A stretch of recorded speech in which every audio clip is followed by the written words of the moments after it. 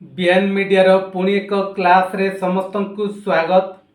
आसंतु आजिर विषय वस्तु होची गुणन कार्य। गुणन करबा आमे जहाँकि सहज प्रणाली रे जेते बड़ बड़ संख्या हेउथाउ ना कहीं आमे जदि एही प्रणाली रे गुणन कार्य करबा ताहेले गुणन आमको सहज हबो। तेबे आसंतु समय विलंब करबा नहीं, आजिर सहज गुणन को बा संक्षेप रे गुणन को आमे आगे नेबा। देखिबा गोटे प्रश्नटी हेउछि 75 गुणन 69 को संक्षेप रे गुणन कर। एही प्रश्न को केमिति संक्षेप रे गुणन करी हबो आसंतु आमे गुणन कार्य करिबा। 75 गुणन 69। 75 गुणन 69 रे दुईटी न थिबारु आमे 75 को 100 द्वारा गुणन कार्य करिबा।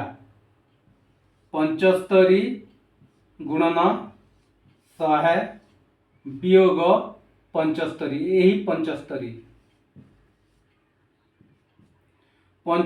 लिखिबा। 100 रे दुईटी शून्य थिबारु 75 रे आमे डाहाण रे दुईटी शून्य देबा वियोग 75। एठी 0 रु 5 वियोग होबो नहीं, आमे 10 रु 5 वियोग करिबा 5। एठी अछि 9, 9 रु 7 वियोग करिबा 2। एक जाइथिला सिहारे एठी अछि 4, तापरे 7 को 7। 75 गुणन 69 को आमे संक्षेप रे गुणन करिबारु गुणफल बाहरिला 7425। 75 गुणन 69। सेमिति आउ गोटे प्रश्न नै आमे परीक्षा करिबा। एही सूत्र साहाय्य रे नंबर 2 15 गुणन 9 को संक्षेप रे गुणन कर।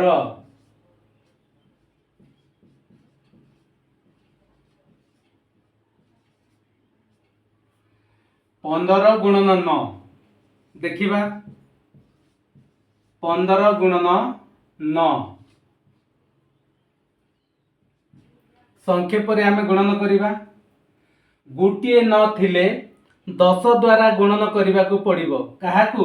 15 को।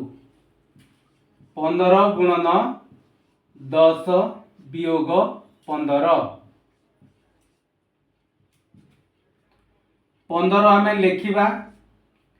एक रे गोटिए शून्य थिबारु 15 रो डाहाण रे आमे गोटिए शून्य देबा वियोग 15।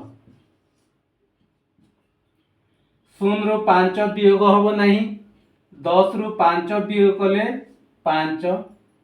एठी अछि 4, 4 रु 1 वियोग कले 3, 1 को 1। 15 नुआ होची 135। देखंतु केमिति सहज रे आमे गुणन कार्य करि पारुछु। सेमिति आ गोटे प्रश्न नै आमे एही सूत्र साहाय्य रे परीक्षा करिबा। 98 गुणन 69 को संक्षेप रे गुणन कर।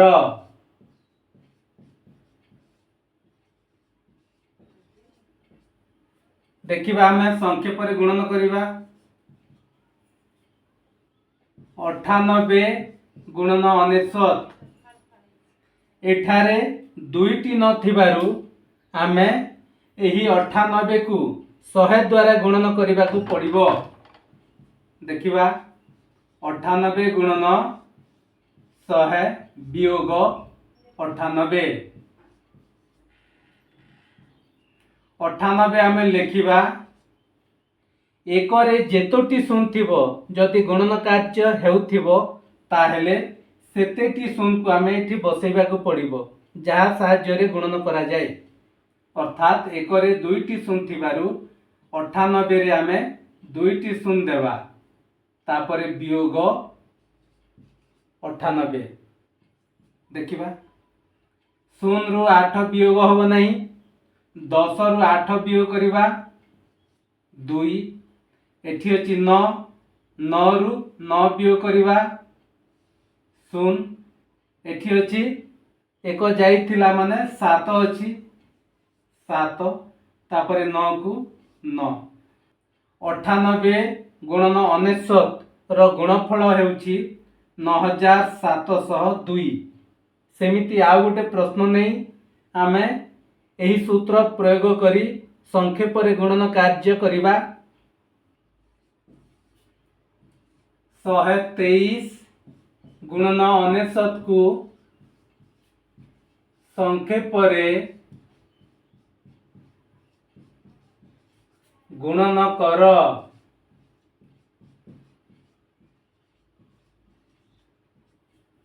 देखिबा गुणन करिबा हमें संक्षेप रे 123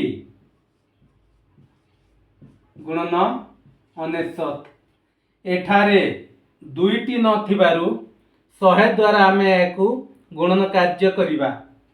काहाकू 123 को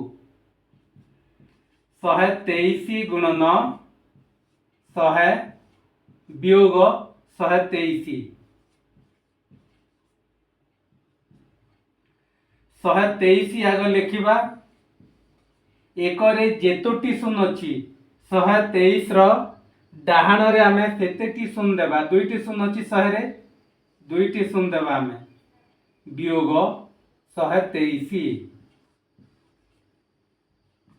देखिबा। 0 रु 3 वियोग होबो नाही 10 रु 3 वियोग कले 7 एठी अछि 9 9 रु 2 वियोग कले 7 एठी 2 अछि 2 रु 1 गले 1 तापरे 2 को 2 तापरे 1 को 1 123 गुणन 99 संक्षेप रे जो गुणन कार्य कलु होची 1 अयुत 2177 बा 12177 हबो एही 123 गुणन 99 संक्षेप रे गुण फल। 5 नंबर 435 गुणन 999 को संक्षेप रे गुणन कर।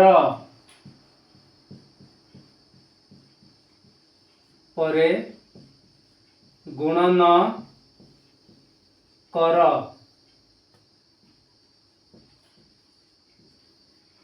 435 गुणन 999 आमे संक्षेप रे गुणन करिबा 435 गुणन 999 एठारे देखिबा तीनोटी न अछि तीनोटी न थिले 1000 द्वारा 435 को गुणन करिबा को पड़िबो 435 गुणन 1000 वियोग 435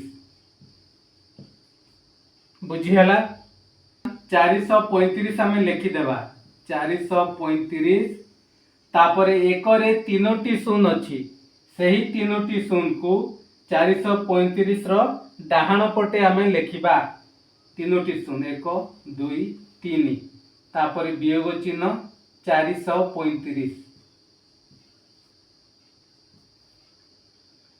10 रु 5 वियोग करिबा 5 एठी अछि 9 9 रु 3 वियोग करिबा 6 एठी अछि 9 9 रु 4 वियोग करिबा 5 एठी एक जाइथिला सिहाडे अर्थात 4 अछि तापरे 3 को 3 4 को 4 देखंतु केते शीघ्र संक्षेप रे सहज प्रणाली रे गुणन होई पारिला 435 गुणन 999 रो गुणफल हेउची 4,34,500 565। देखिले आमे केमिति सहज प्रणाली रे अति कम समय मध्य आमे गुणन कार्य करि पारिलु। गोटे सूत्र मन रखिबा को पड़िबो, जदि कोनोसी संख्या को जदि 9 द्वारा गुणन करा जाए तेबे जो संख्या द्वारा 9 को गुणन करा जाए से संख्या सहित 10 गुणन करने को पड़िबो।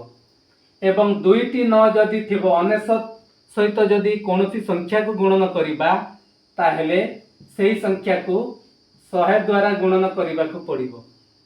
एवं 999 द्वारा कोनोसी संख्या को जदि गुणन करा जाए ताहेले सेही संख्या को 1000 द्वारा गुणन करी बाकी प्रोसेस करने को पड़िबो। एही भली भावरे जदि आमे गुणन कार्य करिबा ताहेले हमकु कम समय मध्यरे एवं निर्भुल भावरे गुणन कार्य होई परिबो। तेबे छात्र छात्री माने आजिर क्लास को आमे एठी समाप्त करिबा। पुणी परवर्ती समय रे अन्य एक विषय को नहीं मु उपस्थित हेबी। सेही समय पर्यंत रहुची समस्तंकु धन्यवाद।